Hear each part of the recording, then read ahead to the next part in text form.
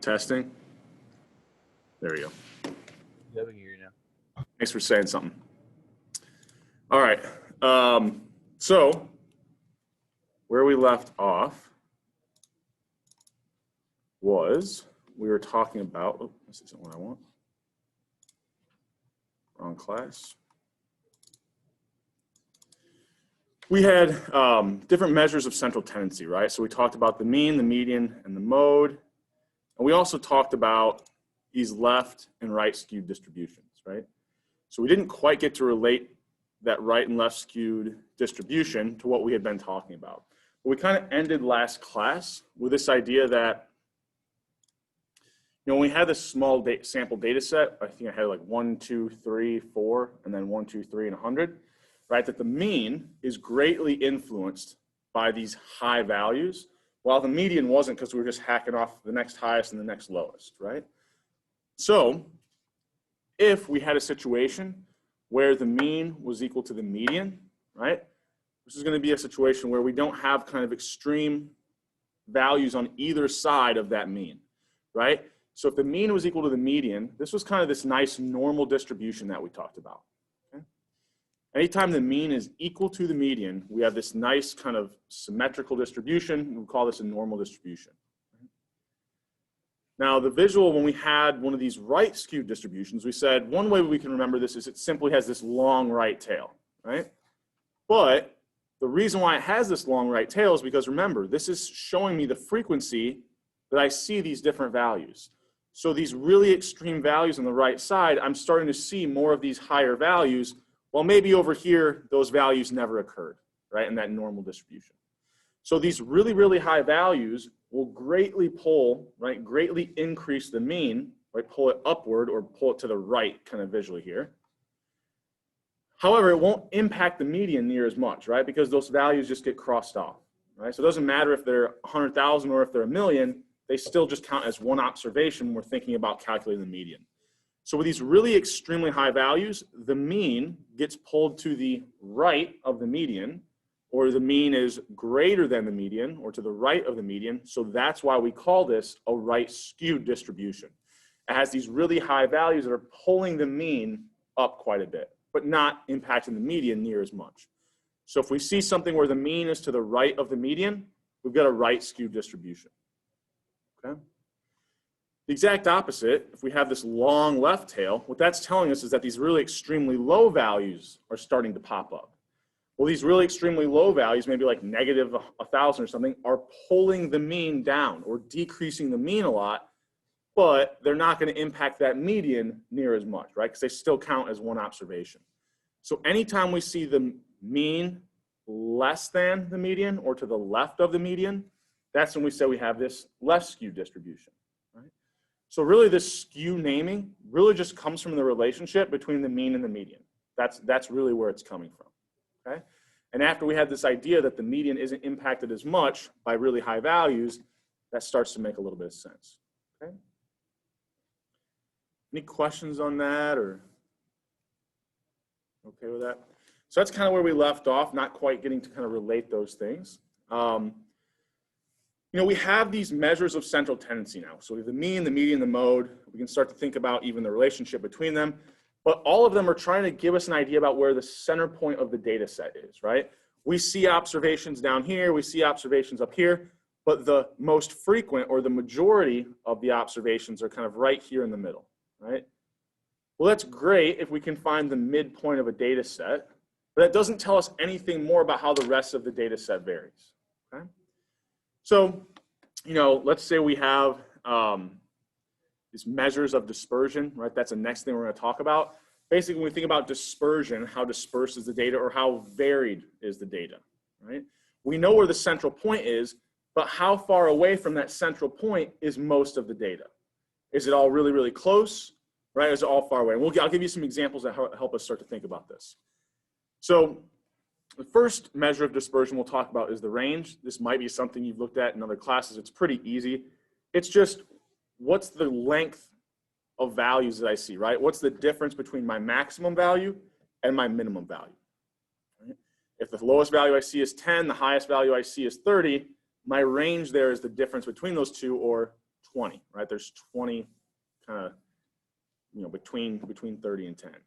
So here from our commute time data sets, it's easy as 90 is my highest value. Looks like 20 is the lowest value. The range would just be the difference between those two, right? 90 minus 20. I think this one's pretty easy.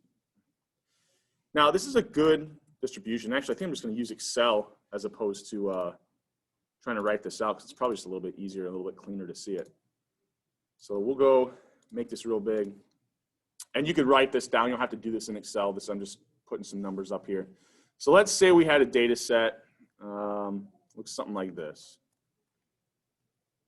And then we'll do 100. I think this is what I want. So 5, 6. No, actually, let's go one more. Then over here, let's say 50, 49, 48, 47, 51, 52, and 53. Okay. And actually what I might want here is, I think I want 6, 10, 15. Let's go, I'm going to change this real quick. There we go. 0 through 5 and then 100. So these are our two data sets, okay? 0, 1, 2, 3, 4, 5, and then 100, and then 47 through 53. So if we're just thinking about dispersion, right, which of these has kind of a higher range? Should be pretty easy. If I'm trying to calculate the range, and actually here, I'm just going to insert another column so I can put a little, if I can type. That's just going to be my maximum minus my minimum. And I have these data sets arranged, so that's a little bit easier to kind of identify, right? And we can see here, right, the range of this data set is much wider, okay? This one is a lot, you think if we actually calculate the mean for both of these, now we know how to do that by hand, but I'll actually, I can put it in here. So the function that we can use for the mean is just equals average. I think we might have got to this last class. If we didn't, it's pretty easy. We want Excel to calculate the average for us. Yeah, we could add all these numbers up and divide by the number of numbers we have, or we could just tell Excel to do that for us. Right? So equals average. We'll select this data set. Right? Hit enter, and we've got the mean of that data set. All right, we can go over here. It's not mean. I'm thinking mean, but the function for the mean is average. We can calculate the average of this data set. So, we can see the mean here is quite a bit lower, but notice in this data set, none of the values in that data set actually are that close to the mean. Even these values that are a lot closer to each other are pretty far away from 16, right? Whereas this data set, we've got a mean of 50, everything's within three of that mean. So we think about, yeah, the range is telling us that this is a much kind of tighter distribution, right? More of the values are centered around that mean. Now we can think about what would happen if some of this changed a little bit. So let's say instead, I don't know, we go here, we go 0 and 100, right? So slightly different data set. Now notice, right, the range of these two data sets is the same, but it's kind of hard to tell which one actually is more dispersed because here, yeah, I've got two extreme outliers, but everything else in the data set's pretty closely centered around that mean, right? And over here, every value is kind of further away. So the range is the same, but there's definitely a different kind of variation in both these data sets, right? So what's the next kind of measure that would tell us which of these has more dispersion or more variation in the data set? Because the range isn't necessarily very interesting, right? In fact, you could have, we could even make this highlight this point even more. So let me do something like this, right? So now this data set, there's a lot more variation in it, but notice the range is still the same, right? These numbers are all over the place, right?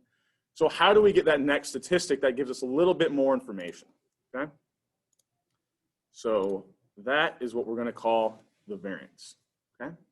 So we'll walk through this formula and kind of talk about how we would calculate in practice so the math kind of doesn't scare us as much.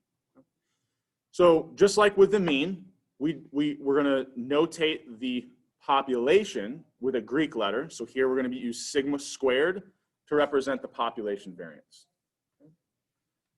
So sigma squared is going to be our population variance. And the way we calculate that is we start at the first observation, right? For that very first observation, whatever variable we're interested in, we'll take the value we see for that first observation. So maybe this is something like income. So the first income is, I don't know, $35,000. We'll then subtract the mean income. Whatever that difference is, we'll start to, I'm going to probably reference that as a deviation from the mean or the difference from the mean. We'll square that difference. Do that for the next observation. So maybe the next observation is $45,000 of income. We subtract the mean, square that difference. Continue to do this for every single observation in our data set. And then, right, the summation sign, once we do that for every observation, add them all up, right? Just like with the mean, we were adding up all the numbers. Well, here we're going to add up all the deviations from the mean squared. Excuse me. And then the final step, once we add those up, we divide by the total number of observations that we have in our population data set, which remember was capital N. Okay? Any questions on that before we keep moving? And I'll explain a little bit more about what's going on with this equation in a second, but that's kind of the steps. So let's make sure we get the process down, and then we'll really pick it apart. So the sample variance is going to be exactly the same thing, right? The notation's a little bit different because now when we subtract the mean, we're not subtracting the population mean. We only have a sample data set, so all we can do is subtract that sample mean. So we're still looking for every observation's deviation or difference from the mean squared, adding them all up, but now instead of dividing by the number of observations in our sample data set, we divide by the number of observations in our sample data set, lowercase n, minus 1. So the idea here is when we have a sample data set, once we get to things like hypothesis testing and confidence intervals, it errs on the side of caution by making the variance a little bit larger than what it is. So think about it this way. If I divide by, let's say I have the number 10. If I divide 10 by 2, let's say my number of observations is 2, 10 divided by 2 is 5. If I divide by n minus 1, so 2 minus 1, 10 divided by 2 minus 1 is only 1, so 10 divided by 1 is 10, right? It would make that variance higher. So by dividing by n minus 1, it says, look, we calculated this variance from our sample, but it could be that the actual population data has a little more variation in it. And once we get to some other things in this course, because we've inflated that variance a little bit, it errs on the side of caution when we're making certain statements, okay? And that will make a little more sense once we get to, like I said, hypothesis testing and confidence intervals, which I think is, oh, I didn't include that, but yeah, it'll make a little more sense.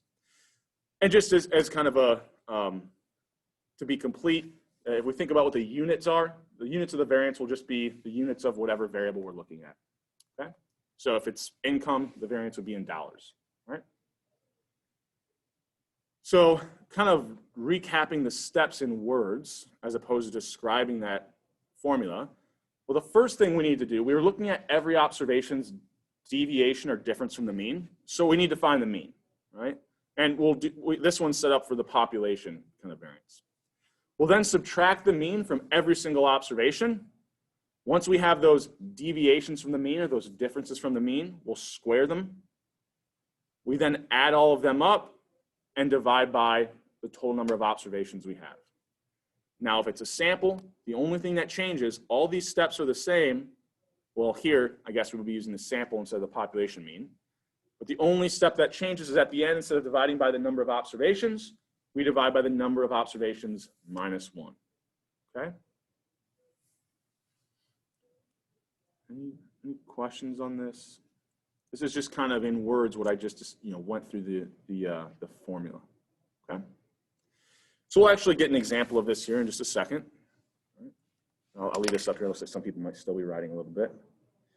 So we now kind of have the steps, right, to calculate this variance. We're also going to be talking about something called the standard deviation. So the standard deviation is exactly the same thing as the variance. If we look at these formulas, this is exactly what we had in the previous slide for the population and sample variance. The standard deviation, we're just going to add one more step, which is take the square root once we're done, right? So the standard deviation is really just the square root of the variance, right? Notice here, sigma is the standard deviation.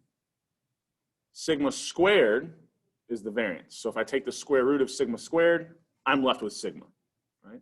So all we're doing to get the standard deviation is taking the square root, of those variance equations, right?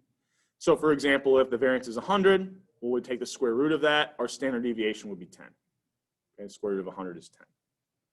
Now, you might be like, why, we're just creating statistics at this point, right? Like, well, I'm just scaling my variance to get my standard deviation. I could come up with my own Lannis statistic and, take the variance, raise it to the, third power, and then, I don't know, take the fourth root, or just come up with something goofy. But the reason why we do this is because once we start working with some other formulas, the standard deviation will have cleaner interpretations when we're talking about confidence intervals hypothesis testing. And so, the variance is really what you're calculating as the variance first, and then we're just scaling it down to the standard deviation by taking the square root, because then the interpretations of some of the things we'll talk about later make a lot more sense conversationally. Okay? All right, so let's actually work through an example and see how we would calculate a variance. Okay? So I had this old data set that was like from the Star Press here. So I had every single kind of football coach that at Ball State was employing. I think this was like 2012 maybe. But it was a nice kind of fun little data set, and it gives us a nice kind of variation. We can talk about some things. So we've got our head football coach all the way down to the video tech guy. I always say, we could think of this as just a company. The football coach is like the CEO, kind of all the employees underneath him, down until we get to like the unpaid intern or something, right? Or the low paid intern. So this could be any company. We've really just got different positions, and we're really just thinking about how does the salary within this company, in this case, within this coaching staff, how does it vary? Right? Well, we can see here, there's some kind of extremely low and an extremely high value here. The majority of observations are in a smaller range of values, but how would we actually calculate the variance? Right? Well, the very first thing we need to do is what? One of the things we're looking for is the deviation from the mean. Yeah, so we have to find the mean. If we're looking for the deviation from the mean, we need it, right? So how do we find the mean? Add all these numbers up and divide by the number of observations we have, which I think is 10 here, right? So the very first thing we do, add up all those salaries, divide by 10. We get this average, and here it's in thousands, but I've just moved the decimal so we don't have to look at all the zeros. So kind of think about the average here is 134,000, right? 500, I guess. So we've got the mean now, or the average. The next step is going to be, we'll go through every observation and subtract this mean, right? So we go back, and I'll show you that in a second. Take the very first observation, 489, subtract that 134.5, which we found was the mean, square that value, add to it 150 times 134 squared. Add to that 124 minus 134.5, the mean we found squared. Add to that, and continue to do that for every single observation. Once we've added up all those deviations squared, we'll then divide by the number of observations we have, which I think, if I'm counting right, is 10 coaches here. Okay? That's how we would get our variance. And I'll show you step by step in just a second. But if you were to write that equation out, it's going to look a little nasty, right? If I'm trying to type this all in my calculator at one time, this is what I'm typing in. And I said we can divide by the number of observations we had. This is one point where I want to highlight that we can rewrite things a little bit differently, and I occasionally will do that. For some of the equations we deal with later, we'll see them in multiple forms. If I divide by something, it's the same as multiplying by 1 over that. So if I divide by 10, it's the same as multiplying by 1 over 10, right? I'm just kind of, it's not that 10 hasn't been distributed into the denominator here, but it's, it's just a different way of showing the same thing. I think generally when I write this out, like, when we write out the formula, we have kind of divided by whatever that is. When we're doing this in practice, to display the formula, a lot of the times we'll pull that out and just make it multiply by 1/10. But if you really want to, you could think about, get rid of this, and you're taking all of this, right? All the deviations squared, you're adding them all up, and then you're dividing by that 10, or number of observations. Okay? If we do that, we get about 14,700. Okay? So let's think about a different way we could do this that might look a little bit nicer and also just be a little bit easier, especially when we're first learning how to calculate this variance. Okay? So here's our original data set that has all the different salaries in it. So the very first thing I'm going to do is create a column right next to every single observation where I take the observation's value, so 489 minus 134.5, square that value, and then write it down. Then I'll take 150 minus 134.5, square that value, write it down. Okay? So I do that for every single observation. That way I can do each one individually and then add all of them up, right? Now, which way is easier? I think in this way, it's probably a little bit less likely to make a mistake in your calculator in terms of like forgetting a parenthesis or forgetting to square one of the deviations. So I think this, if we have the time, kind of prevents us from making as many easy mistakes. Now, once we add up all these deviations squared, we still have one more step, which is, right, divide by that total number of observations, 10. But right, we're going to get the same answer we did before. It's just we didn't do it all on one line. We kind of broke it down observation by observation first. Okay? Any questions on this before we keep moving? Okay with that? I might want to do something else next. I think I'm gonna go off script a little bit here. So this is one way in which we can calculate the variance. Let's think about, go down here and look at, nope, not down here. Where is it? This guy. So I think I skipped, oh no, I didn't skip. For some reason, oh yeah, I did. I skipped a few slides. So the fun with variance slide, and then Ball State football salaries again. I skipped those slides. We'll come back to this on Monday. So the sample variance question is where I want to kind of pick up if we're kind of following along with the slides here. So if I'm trying to calculate a population variance here, and I've got that commute time data set, right? Remember when we calculated the mean, it was 45. So we've got the mean already. How, we could go through and calculate this variance. Now, one thing I want to highlight here is which of these possible answers could you rule out right away? Hopefully.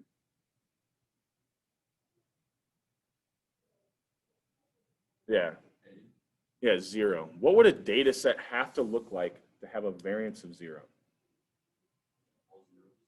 Yeah. So let's think a little bit harder. Well, it doesn't necessarily have to be all zeros. Close. That would work. But what if I had all 50s? Well, if I think about what I'm measuring, right, it's how much does every observation vary from that middle point, from that mean.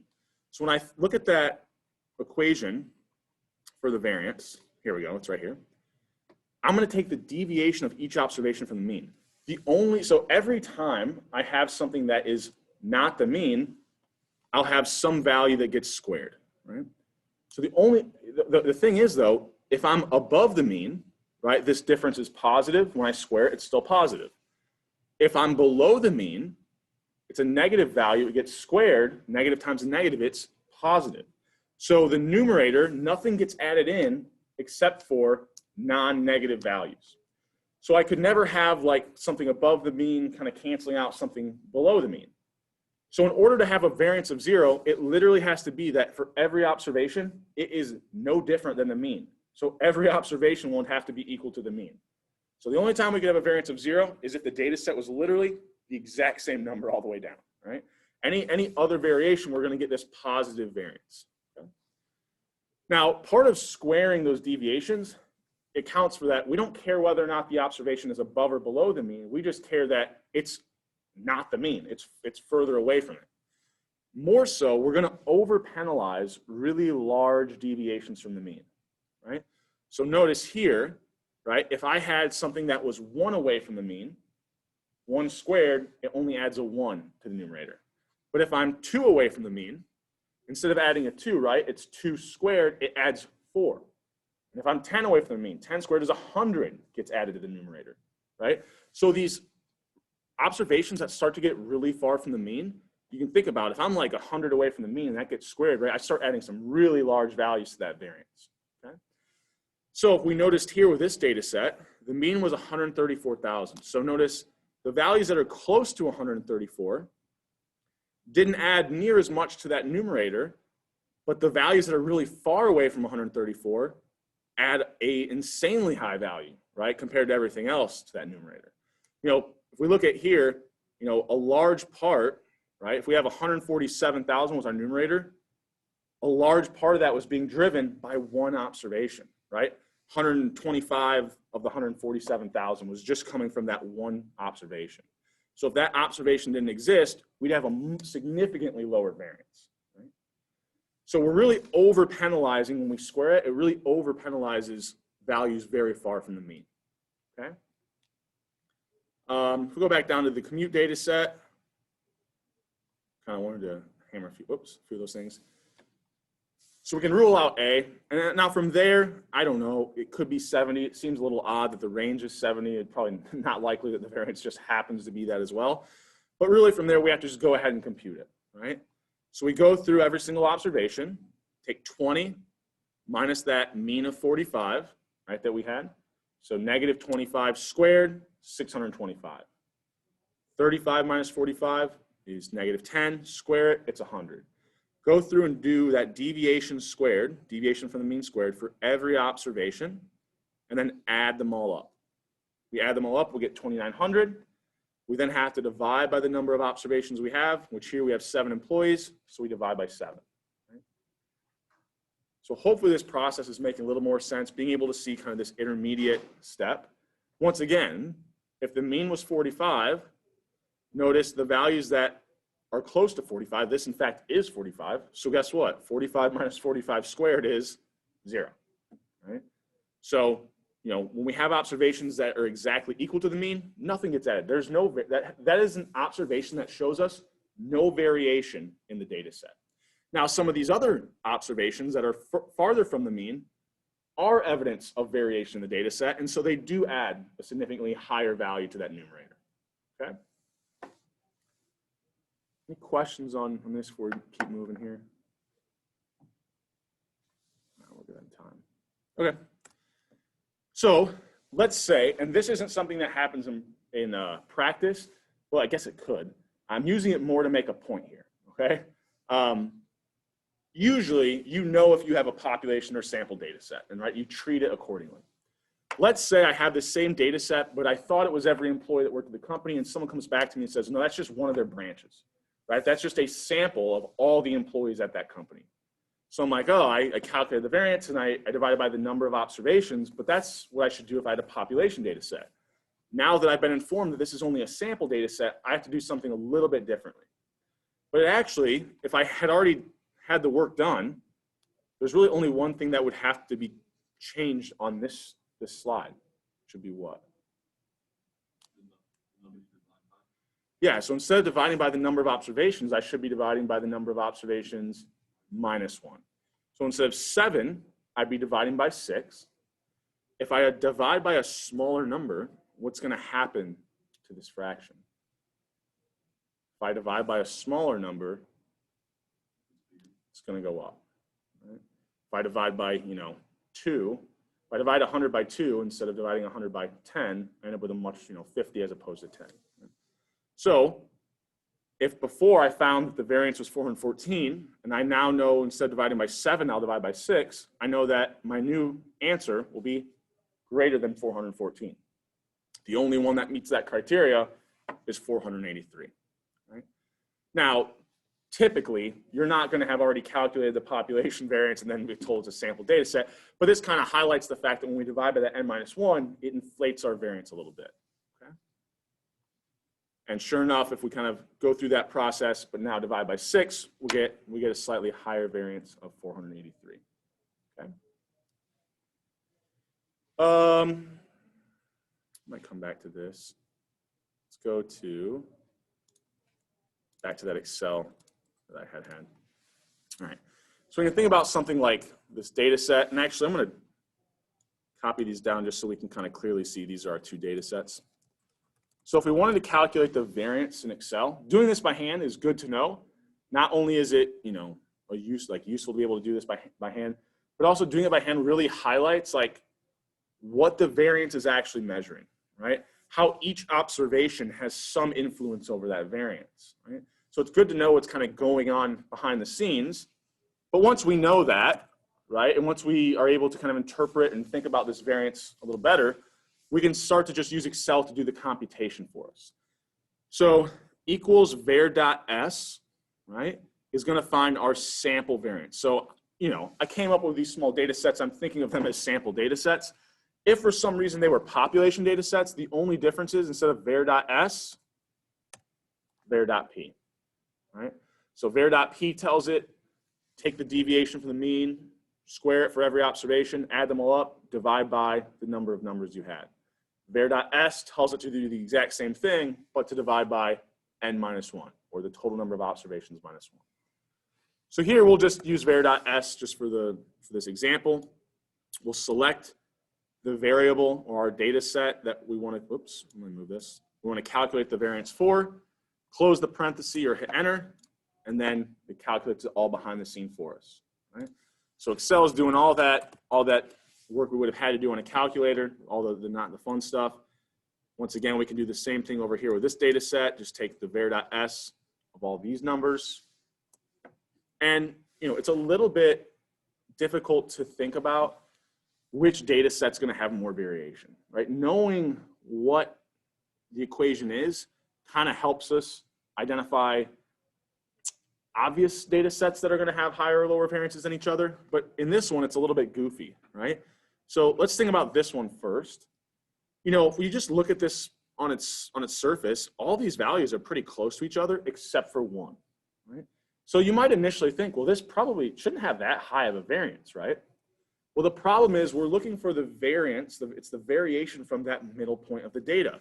And because the mean is greatly influenced by outlier values, when we have a really extreme value here that looks different than the rest of the data set, it's going to pull that mean up quite a bit, right? Pulls it all the way up to 16, even though 6 of these values are 5 or below.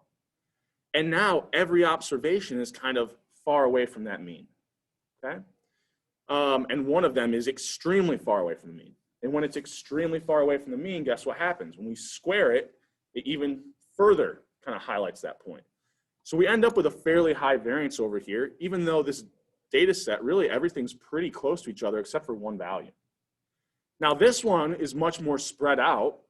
And so initially we might think, well, this is going to be the one that has a higher variance, right? I mean, I'm seeing numbers all over the place in that range of 0 to 100, as opposed to like the majority over here being between 5 and 0.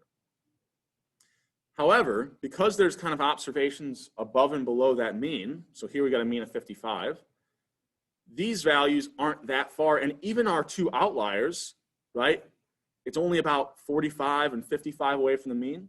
So when we square those, it may not end up being near as large as the value of 100 minus 16 squared, right? So we actually end up with just a barely slightly higher variance here, and that's because when we have these outliers, they really get over-penalized when we're calculating that variance, okay? In fact, you know, if I change something around here, let's say I did, I don't know, let's say I did 30 and 70 here, I'm guessing the variance, yeah, falls below the other data set, right? Even though it looks like there's a lot of variation here, the variation is really measured by every observation is contributing to that variance. So even if we have one observation that's really far away, it's going to add a whole lot to that variance, okay? Now, one thing that we can think about here is with these small data sets, one observation is going to carry a lot. We talked, I think, the end last class, I think we went through an example where I showed how, yeah, I know I did. The means are greatly influenced by these extremely high or low values, but it doesn't have near as much of an impact when we have a lot of observations. It doesn't kind of pull that mean to the right near as much if I've got 100 as opposed to 5 observations.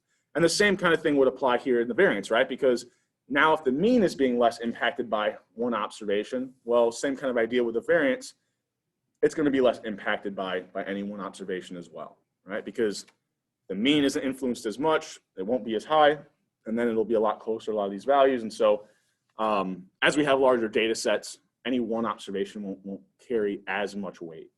Okay?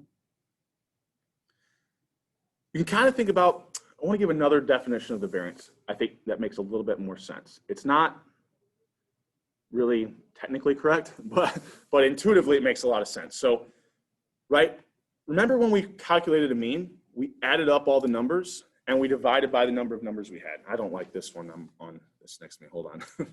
I'll go back here to the slides. So when we were calculating the mean, if I can find that back here somewhere. I know we had a slide. Here we go. Right? We're adding up the number of numbers we have and dividing by the number of numbers we have. Right? So we're kind of finding like, here's all these values. When I divide them by the number of numbers I had, it gives me like where the middle value is. We can think about the variance equation kind of similarly. I'm going to look at what the every observation's deviation from the mean is, so how far away it is from the mean squared. But then when I divide it by the number of observations, it's kind of giving me like the average deviation from the mean, right? So every observation is going to have some deviation from the mean, and I'm kind of taking what the average is. Okay, so the higher number of observations I have, any one observation doesn't carry as much weight. So we kind of think about the variance as like the average variation from the mean. Might be another way we can kind of think about it. All right, so that gets us through this question. Oops, this one right here. We've talked about kind of how we do these. So we've got from last class, you know, if we want to find the average or the mean, right? In Excel calls the mean the average, and we just select the observations we want to find the mean of. Median and mode, it's the same thing. It's just we use the words median and mode, right? And then select the range of data. I think that's pretty easy, right? Today I kind of showed you the variance, var.p and var.s, right? And then the only other one, and actually this might have changed. I probably need to update my slides. Let me see. I know no, it's the same. So stdev.s would give me the standard deviation of this data set, right? So if I use stdev.s, that's the sample standard deviation. stdev.p would be the population standard deviation, okay? So I could find that. I'll call that SD for standard deviation. What's another way I could find the standard deviation? If I've got the variance, where did I say all we're doing at the standard deviation is taking the, remember we're going from sigma squared to sigma, so all I did there was take the square root, yeah. So the equation for taking the square root in Excel is SQRT, right? So SQRT, I put a parentheses, I just select the number I want to take the square root of, right? So here, I just want the square root of the variance. So I click on the variance, hit enter, and notice I get the exact same thing as if I use that stdev.s equation. Right? So either way, if you need the variance and the standard deviation, I usually just use the square root function to take the square root of the variance, but you could also use this equation as well, and we'll give you the same answer, okay? Any questions on that? All right, it's pretty easy. I don't know if I want to waste time on this today. I think I'll actually go over this and then we'll kind of end things, right? So here I've got kind of this drawing of different distributions that all have the same mean. So it's kind of hard to see because there's different colors. So let me actually, let's try to use this guy and I'll try to kind of redraw this and hopefully make a little more sense. Let's see how long this takes. I think once I get it going, it usually, there we go. So hopefully this is kind of clear. Let me know how clear it is up there once we get going. So let's say I've got kind of this distribution, right?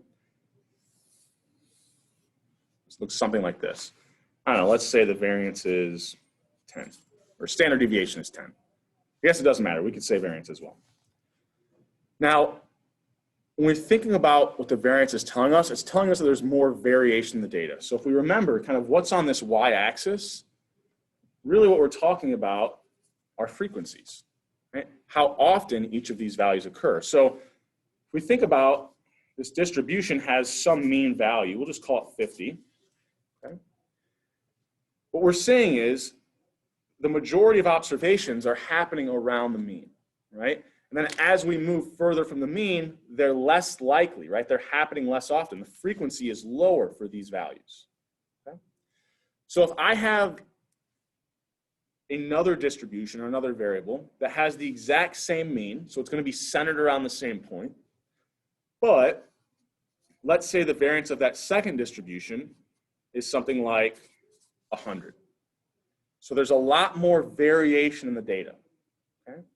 What that's going to mean, right, is that it had to be, in order to get this higher variance, I had to be adding higher numbers, deviations from the mean squared, to that numerator. So it has to mean that there were fewer values near the mean and more values further away from the mean. So if there was more values further away from the mean, we can think about the frequency for these higher values had to be higher. So the frequency for these higher values in this second distribution were higher than the distribution that had a variance of 10, right? Because the higher variance signals that there's more observations further from the mean. What it's also telling us is that, well, there must have been fewer observations right around the mean, right? Because if there was a lot of observations near the mean, we wouldn't be adding much to that variance at all. So I know that for these values around the mean, they had to be less likely. Right? Now, if I'm going to kind of connect these two, right, I would kind of have this like flatter distribution, right? So these flatter distributions, oh, this is kind of, there we go. These flatter distributions, right, kind of are telling me that there's more observations further from the mean and fewer observations right around the mean. So anytime we see a higher variance, it kind of flattens out our distribution, right? Or said differently, a lower variance means that there's more likely to be values right around the mean. So it kind of peaks that distribution, right? Pulls it up higher, kind of making the tails kind of smaller, closer to the axis. Right? You know, and this is kind of using the mean, right? These two had the exact same mean, they just had different variances, okay? Now, kind of think about the visual here as well. What if I had a distribution that had a higher mean? What's gonna happen? So let's say I had two distributions, same variance, but one of them has a higher mean. If I'm drawing that out, what's that gonna do? So all that does is, here's my first distribution. Let's say it has a mean of 20. If I had a second distribution, and we'll say this has a variance of 10. Okay? If I have a second distribution that also has a variance of 10, I guess I should be using my red marker here. So pretend this is red. It's going to have the exact same height, right? It's going to be the exact same shaped distribution. But if it has a higher mean, let's say it has a mean of 40, it's just going to shift that distribution to the right. If it had a lower mean, it would shift that distribution to the left. So the mean, right, shifts that distribution left or right, depending on if the mean is higher or lower. And then the variance, we said, is going to, and I'll come back to this in a second if you don't have it drawn. The variance, or the higher the variance, is going to flatten our distribution. So the variance kind of flattens or peaks our distribution, and then the mean kind of shifts our distribution to the left or right. Okay? That should make, I think that's not too bad. Right? That makes some sense. Let's go back, make sure I didn't forget anything I want to mention here. I think we'll kind of come back to some of this fun with variance stuff. Don't worry, like I'm just going to show you something. I'm not going to like make you ever reproduce these mathematical proofs. Sometimes I just do it because I think they're interesting. Oh, let me know that that doesn't go back on here, because it shows up in my Zoom that it goes back, but I think sometimes it doesn't switch. There we go on the screen. So don't ever worry about reproducing something like this. I mean, we'll talk through it because it has an interesting end result, but I'm never going to like expect you to know or reproduce any of these steps. So anytime you see something this complicated in the slides, think like, okay, we're going to have a discussion and maybe I'll pick up some of it. We don't always have to understand the mathematical proof in order to be able to use what the mathematical proof will give us. Okay? So we focus more on application, on what those proofs give us and how we can use that, as opposed, because most of the time, even in some of this computation stuff we've seen, right? Instead of calculating the variance by hand, well, once I understand what's going on with the variance, I'm going to use Excel all the time to do it, because I don't want to sit down and take a ton of time to do that by hand, as opposed to let Excel spit the answer out real quick. Okay. So I think that should be it for today. So one thing I wanted to mention before we leave. So I'll get up the first Connect assignment. It might be a little bit later than right after I'm done teaching today. I have a meeting to go to right afterwards, so it might take a little bit of time. There won't be an online quiz for today, so you won't have to do an online quiz over the weekend for Monday. But I am going to put up that first Connect assignment. It'll have a due date that's still like 2 weeks down the road. Well, you could get a pretty good chunk of it done. I don't remember exactly what problem we would probably end on after today, but it's going to be a little bit more than halfway through that set of problems. I think it's, don't want to misspeak, I think it's 13 or 14 questions.